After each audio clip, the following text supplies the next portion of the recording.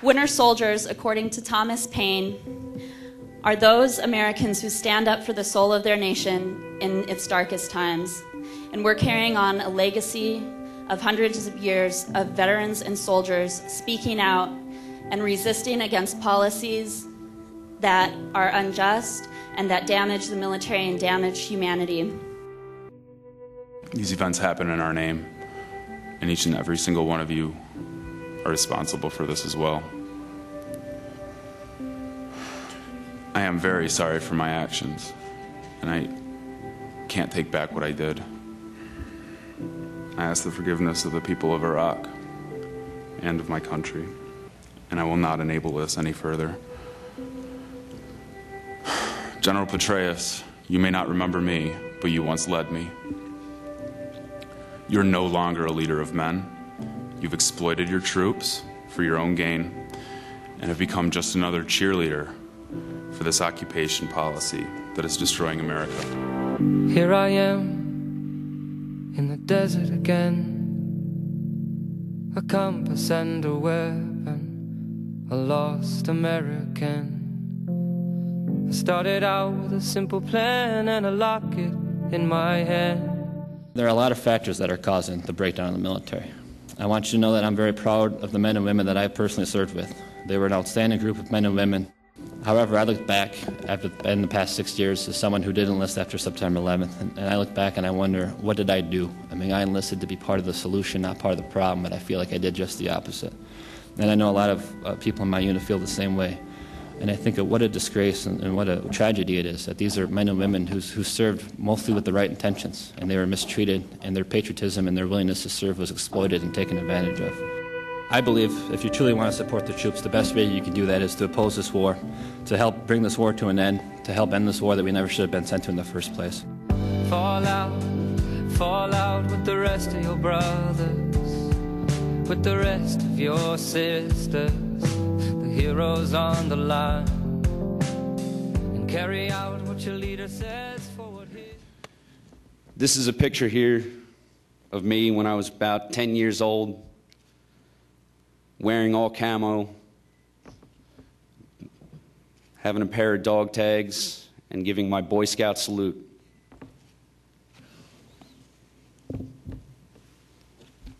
That boy died in Iraq. This is the proud soldier who enlisted just after Christmas in 2003 to support and defend the Constitution of the United States.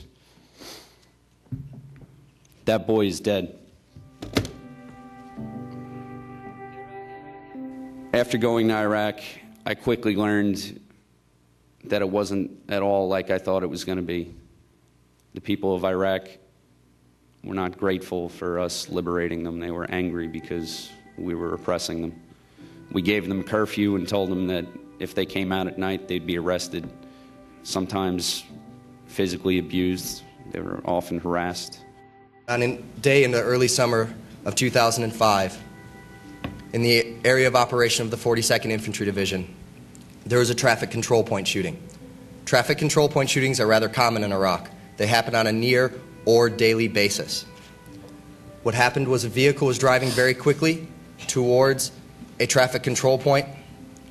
A young machine gunner made the split-second decision that that vehicle was a threat, and in less than a minute put 200 rounds from his .50 caliber machine gun into that vehicle. That day he killed a mother, a father, and 2 children. The boy was age 4 and the daughter was age 3. Now, I was in the briefing that evening when it was briefed to the general. And after the officer in charge briefed it to the general in a very calm manner, Colonel Rochelle of the 42nd Infantry Division, DISCOM commander, turned in his chair to the entire division-level staff, and he said, and I quote, "If these fucking Hajis learned to drive, this shit wouldn't happen."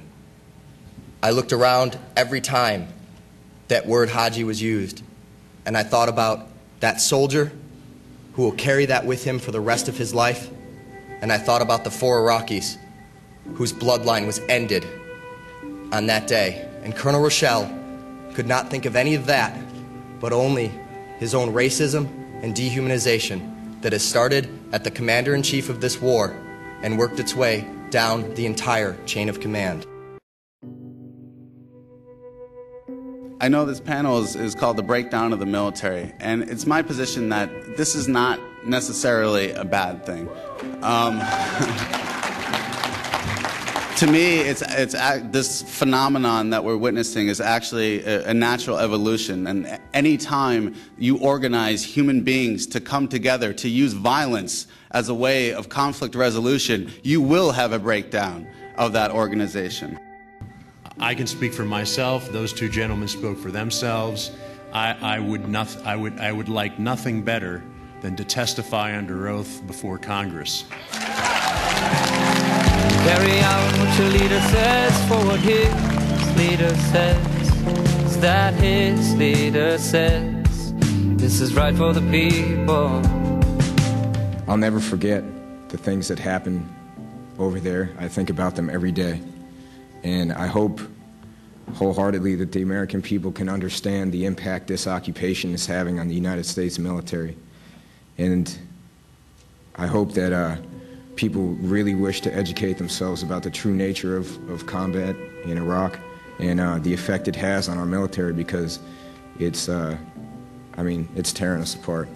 And I'd just like to say, to those who would judge me for coming up here and sharing my experiences with the American people, do so, because I've made my peace with what I have to do for this country over many sleepless nights. Thank you. One of the most important things about our U.S. military is you're a citizen soldier. You still obtain your rights as a citizen, and you're able to use those rights, and you should, since you're the ones sacrificing basically to protect those rights.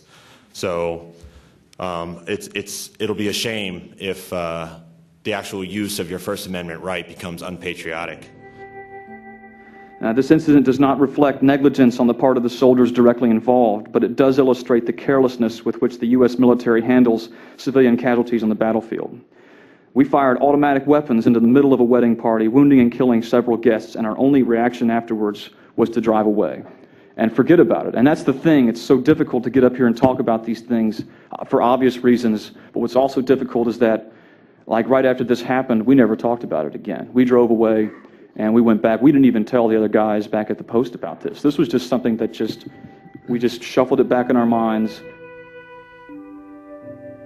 I've been kind of somewhat reviewing all the changes that are happening to military intelligence and FISA law. All of this is no longer just a matter of a verbal waiver. It's all legal. Our government is using these occupations to destroy our constitutional rights as Americans.